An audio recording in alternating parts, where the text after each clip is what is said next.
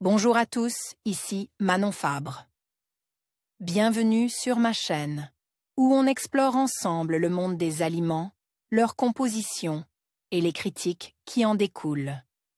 Si vous voulez mieux comprendre ce que vous mangez et faire des choix éclairés, n'hésitez pas à vous abonner pour rester informé. Prêt à découvrir? C'est parti! Bonjour à tous. Dans cette vidéo, je vais vous parler de la vitamine K, un nutriment essentiel souvent méconnu. Nous allons explorer ensemble ses nombreux bienfaits pour notre santé, les aliments qui en sont riches et les conséquences d'une carence. Restez avec moi pour découvrir comment intégrer cette vitamine dans votre alimentation quotidienne et pourquoi elle est si importante pour notre organisme. C'est parti! Vitamine K, bienfaits, alimentation, carence. Mis à jour le 8 novembre 2022 à 21h30, la vitamine K est nécessaire à la coagulation du sang. Elle est à la fois produite dans l'organisme par les bactéries intestinales et apportée par l'alimentation. Découvrez le rôle de cette vitamine, ses apports nutritionnels recommandés, les risques de carence ou de surdosage ainsi que ses applications médicales. Description de la vitamine K. La vitamine K compte parmi les vitamines liposolubles, solubles dans les graisses. Elle existe sous plusieurs formes au sein de l'alimentation, la phyloquinone ou vitamine K1, présente dans les végétaux et les ménaquinones.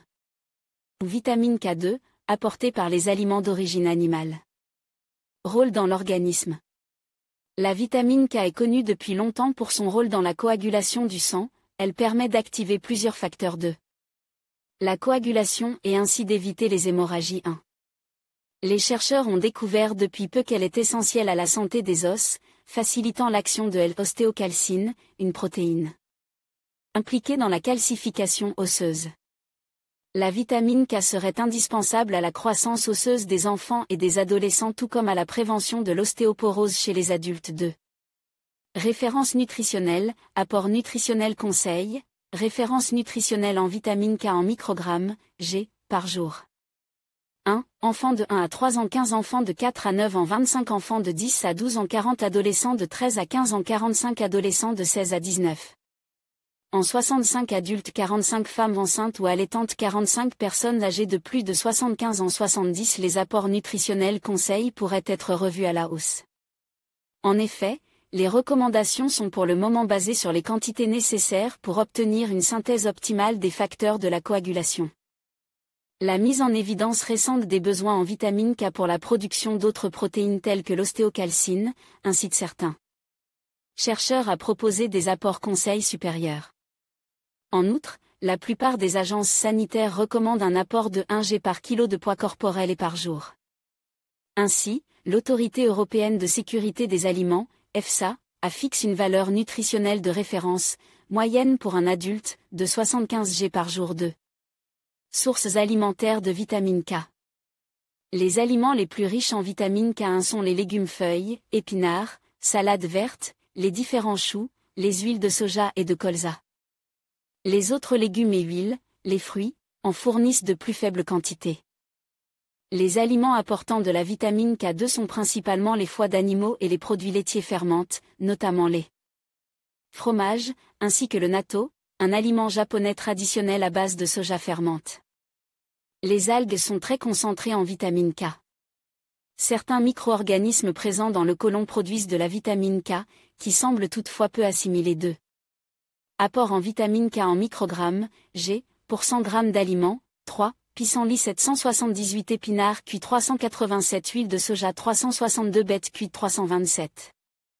Salade chicorée frisée 298 endives crues 230 choux verts, choux de Bruxelles ou brocoli cuit 110 à 140 laitues, salade romaine 100 à 130. Huile de colza 70 choux blancs, asperges cuites, céleri rave 60 à 70 foies de génisse crue 62 pruneaux 60 huile d'olive 48 édames 48 haricots verts cuits 39 à titre d'exemple, 30 g de salade romaine, une assiette moyenne, assaisonnée avec 10 g d'huile de colza, une cuillère à soupe égale 100% de l'apport conseil à un adulte. Indication médicale de la vitamine K. Prévention de la maladie hémorragique du nouveau-né à la naissance, voire durant les premières semaines de vie, les pédiatres prescrivent un supplément de vitamine K, qui compense les faibles réservées du fœtus, puis l'apport insuffisant du lait maternel 1. Correction de la carence en vitamine K++.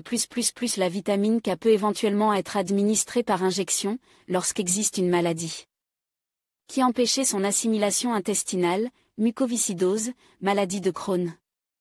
Correction de l'hypothrombinémie liée à l'ingestion accidentelle d'un raticide++, la prothrombine étant un facteur de la coagulation. L'apport de vitamine K sert à prévenir les hémorragies 4. Prévention de l'ostéoporose++. La vitamine K active l'ostéocalcine, la principale protéine impliquée dans la minéralisation du tissu osseux. Des études d'observation ont trouvé que les plus forts consommateurs de vitamine K, comparés aux plus faibles consommateurs, ont une meilleure densité osseuse ou un risque moindre de fracture. Cet effet bénéfique de la vitamine K semble nécessiter un apport d'au moins 100 g par jour, apport pouvant être facilement assuré par l'alimentation. L'apport peut atteindre 300 à 400 g si les repas sont riches en légumes verts, 5 à 6. Des chercheurs ont voulu voir si la supplémentation en vitamine K améliorait la santé osseuse. Une méta-analyse publiée en 2006, recensant 13 essais d'intervention, a conclu que la supplémentation en vitamine K améliorait la densité osseuse et réduit le risque de fracture de la hanche 7 chez les personnes ostéoporotiques. Une étude d'intervention menée pendant 3 ans sur des femmes ménopausées a trouvé qu'une supplémentation de 180 mg par jour freine la perte osseuse physiologique et diminue le risque de tassement vertébraux 8. Mais, d'autres études n'ont pas retrouvé ces résultats prometteurs septembre 2010. Ces résultats qui semblent contradictoires, pourraient s'expliquer par le fait que dans certains essais, les participants reçoivent aussi du calcium et ou de la vitamine D, d'autres nutriments impliqués dans la santé osseuse 10. En attendant d'en savoir plus, l'Autorité européenne de sécurité des aliments, EFSA, a autorisé une allégation indiquant qu'une relation est établie entre apport suffisant en vitamine K, d'origine alimentaire, et état osseux normal 11. Prévention cardiovasculaire. La vitamine K active la matrix GLA-protéin, MGP, une protéine qui prévient les calcifications artérielles. Ces dernières étant considérées comme marqueurs du risque cardiovasculaire, la calcification des artères réduit leur élasticité. Des études sur l'animal suggèrent qu'un faible statut en vitamine K réduit la production de MGP et augmente ainsi le risque cardiovasculaire 12. 2 études menées aux Pays-Bas ont observé une association inverse entre apport de ménaquinone, vitamine K2, mais pas de phylloquinone, ou vitamine K1, et calcification des artères.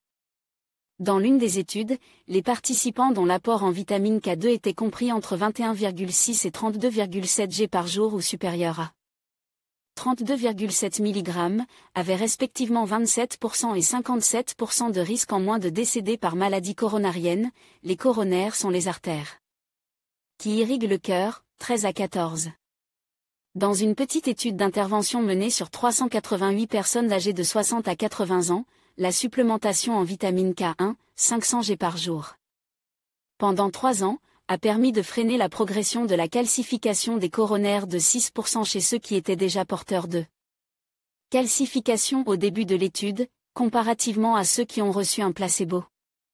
Les auteurs de l'étude ont néanmoins conclu que des travaux complémentaires sont nécessaires pour bien évaluer l'intérêt d'une supplémentation 15. Ces recherches pourraient profiter aux personnes souffrant d'insuffisances rénales chroniques, qui sont particulièrement concernées par les calcifications artérielles 16. Risque de sous-dosage et de surdosage en vitamine K. Les risques en cas de carence en vitamine K. Les nouveau-nés sont à risque de déficience en vitamine K, du fait que cette vitamine passe difficilement la barrière placentaire au cours de la grossesse. Le lait maternel est pauvre en vitamine K. Ils peuvent ainsi développer la maladie hémorragique du nouveau-né, qui se traduit par des saignements gastro-intestinaux, voire une hémorragie cérébrale. En prévention, les pédiatres prescrivent un supplément de vitamine K dès la naissance 1. Chez l'adulte, la carence est rare. Elle peut néanmoins intervenir en cas de trouble de l'assimilation des graisses, en lien avec des maladies digestives, d'autant que les réserves de vitamine K de l'organisme sont faibles, comparées à celles des autres vitamines liposolubles 1 à 2. Le principal risque est hémorragique. Une déficience à long terme peut avoir des conséquences osseuses. Un déficit en vitamine K est observé au bout de 4 ans chez les 2/3 des personnes ayant bénéficié d'une dérivation biliopancréatique. L'une des interventions chirurgicales pratiquées en cas d'obésité, 17. La carence en vitamine K peut aussi être due à un traitement anticoagulant, voire plus bas les interactions. Les risques en cas d'excès de vitamine K. Il n'existe pas de données montrant que des apports importants en vitamine K puissent avoir des effets délétères pour la population en bonne santé. Les experts n'ont donc pas fixe de dose limite de sécurité pour la vitamine K1. Cependant, l'Agence française de sécurité sanitaire, AFSA, estime que les compléments alimentaires polyvitamines ne doivent pas fournir plus de 25 g de vitamine K, de façon à ne pas interférer avec un éventuel traitement d'antivitamine K18. Interaction avec les antivitamines K, qui sont les médicaments anticoagulants les plus prescrits. Pendant des années, il a été recommandé aux personnes prenant ces médicaments de limiter leur apport en vitamine K, en évitant les aliments les plus riches, en particulier les épinards et les choux, de façon à ce que cette dernière ne modifie pas l'efficacité de leur traitement. Or, des travaux récents montrent que l'efficacité des antivitamines K peut varier considérablement lorsque l'apport en vitamine K est faible, inférieur ou égal à 25 g par jour.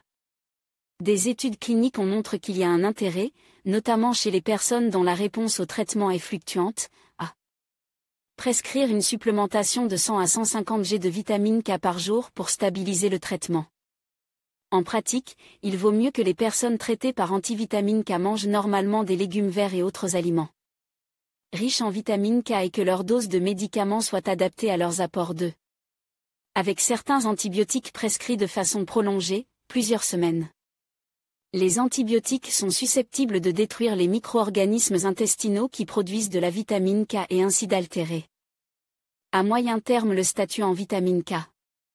Avec Orlistat, Xenical. Ce médicament, qui peut être prescrit en cas d'obésité, réduit l'assimilation des graisses et par la même occasion celle de la vitamine K. Un régime riche en légumes doit néanmoins suffire à éviter un déficit 19. Avec la cholestéramine Questran. Ce médicament, parfois prescrit contre l'excès de cholestérol, est susceptible de réduire l'assimilation de la vitamine K. Un régime riche en légumes permet en principe de maintenir un statut suffisant 20. En conclusion, la vitamine K joue un rôle essentiel dans notre santé, notamment en contribuant à la coagulation sanguine et à la santé osseuse.